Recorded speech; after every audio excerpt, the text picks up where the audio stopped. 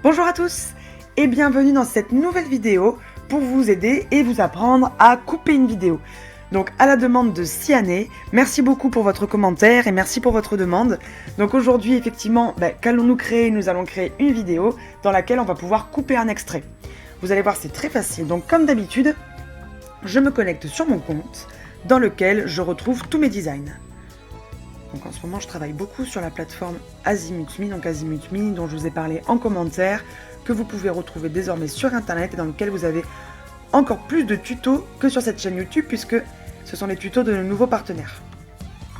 Hop, je vais dans modèle, je vais dans vidéo et là, je vous ai déjà préparé une vidéo. Alors, j'ai choisi encore une fois dans la banque de vidéos de Canva une vidéo qui était suffisamment longue pour la couper et avec un extrait vraiment que j'ai voulu sélectionner pour que vous puissiez vraiment voir la transition qui était possible de faire. Donc voilà votre design. Lorsque vous cliquez sur votre design, vous retrouvez de quoi il est composé. Donc d'une vidéo de 41 secondes 3, cette vidéo avec le reste des vidéos, en tout ça fait 1 minute 35. Donc là votre vidéo fait 1 minute 35. Donc le but c'est de raccourcir cette vidéo puisqu'on va enlever un extrait. Donc là j'ai choisi cette vidéo parce que comme vous voyez, il y a une petite histoire. Hein. Donc c'est une personne qui déballe son colis. Pour découvrir une carte. Et à un moment il y a un gros plan sur lui justement que je veux enlever. Pour aller à l'essentiel, qu'est-ce qu'il y a sur cette carte. On va essayer de le faire le plus fluide possible, justement en sélectionnant seconde par seconde. Vous allez voir que c'est quand même très détaillé.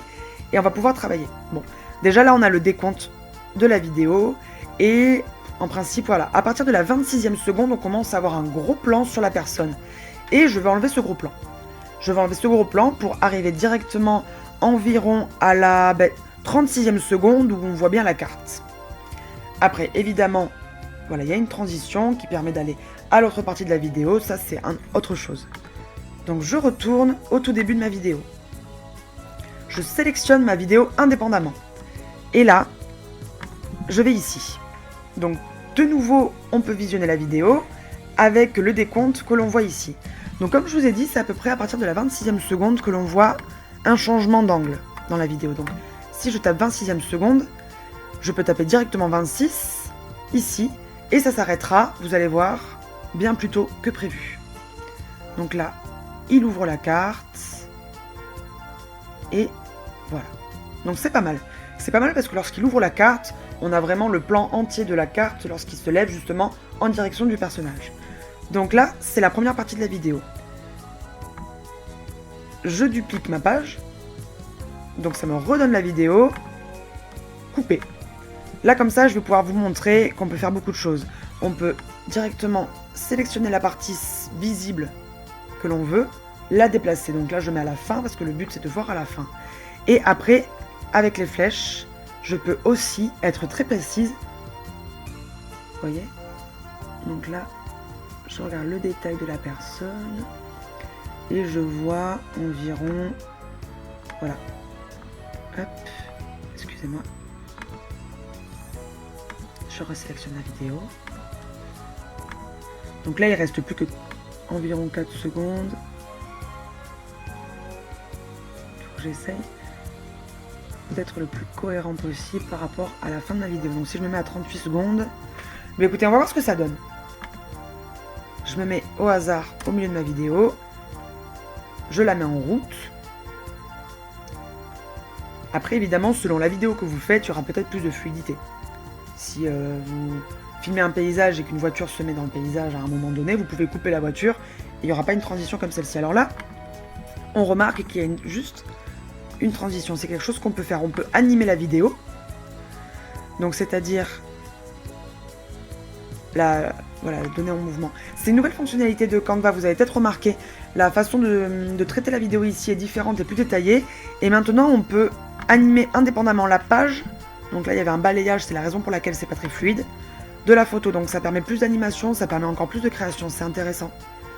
Donc, cette première slide est modifiée, je n'ai mis aucune transition. J'en fais de même ici, pour qu'il y ait quand même plus de fluidité, en fait, que ce soit plus segmenté. Animé. Aucun, donc voilà, les deux ont aucun. Donc voyons voir ce que ça donne.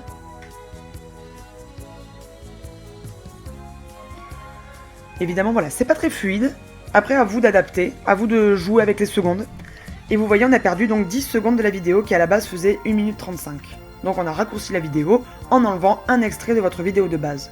Et en intégrant l'extrait restant d'environ 5 secondes sur une autre slide. Parce que comme d'habitude, les vidéos sont composées de plusieurs slides. Je vais d'ailleurs en profiter pour vous montrer une autre manière d'intégrer une vidéo de vous-même. Je vous avais déjà montré une fonctionnalité en vous enregistrant directement depuis Canva. Donc c'est pratique, parce que le travail est fait, vous avez juste à l'insérer, mais il y a une petite limite. Vous voyez, je vais vous remontrer. Donc là on accède au studio, bonjour, je me recadre un peu. On accède directement au studio. La limite, c'est que lorsque vous vous enregistrez, eh bien la vidéo ira automatiquement en bas à gauche dans un format rond. Donc l'idée c'est de voir une autre manière de le faire. Donc là je vais retourner à mon design. Tac. Donc là voilà, je suis ici.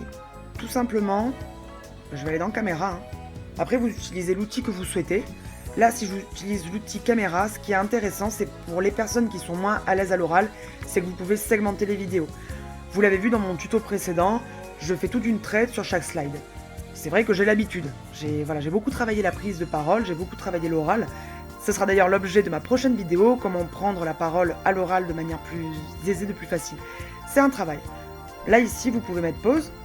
Donc vous aurez une vidéo et après, vous pouvez reprendre l'enregistrement pour reprendre votre souffle, reprendre vos notes, segmenter pour que ce soit moins fatigant. Oui, mine de rien, la vidéo, c'est quand même assez conséquent. Donc là, j'arrête l'enregistrement. Je retrouve mon enregistrement ici. Hop. Je l'ouvre. Donc voilà, je la retrouve dans ce PC. Moi, je la mets dans téléchargement. Tout ce que je travaille, je le mets dans téléchargement. Comme ça, sur le moment, ça va plus vite. Donc voilà, ma vidéo est ici. Je retourne sur Internet. Je vous l'avais déjà montré. Vous pouvez insérer... Voilà, je vais le mettre ici. Vous pouvez insérer des éléments visuels pour la conception de votre vidéo, pour la personnaliser, et vous pouvez ajouter des cadres dans lesquels vous pouvez mettre des photos, mais aussi des vidéos. Bon, je reste sur le rond, mais pour changer, ça peut être plein de choses. Hein. Ça qui peut être intéressant. Voilà, si vous voulez présenter votre site internet, par exemple, vous pouvez faire une capture écran de votre site internet sur le portable, et après vous pouvez le mettre ici directement avec le format portable. Donc voilà, vous avez vraiment plusieurs cadres, il y en a énormément. Donc ça peut être très intéressant. Voilà, pour changer de format, je vais prendre une forme un peu moins définie. Après, j'avais déjà importé des vidéos de test. Comme vous voyez, hein, j'ai fait quand même plusieurs prises, bien que je sois à l'aise. Même si je suis à l'aise sur les vidéos, j'ai fait plusieurs prises. Et voilà. Et là, je peux mettre ma vidéo. Je peux même la recadrer. Voilà.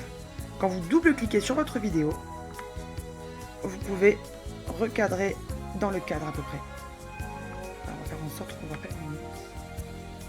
Voilà, gros plan sur moi. Hop. Et après, vous marquez fait. Et là, vous êtes recadré. Voilà, j'espère que cette vidéo vous aura plu. N'hésitez pas à me demander si vous voulez apprendre d'autres choses sur Canva ou sur d'autres logiciels. Et comme je vous l'ai dit, vous pouvez attendre donc...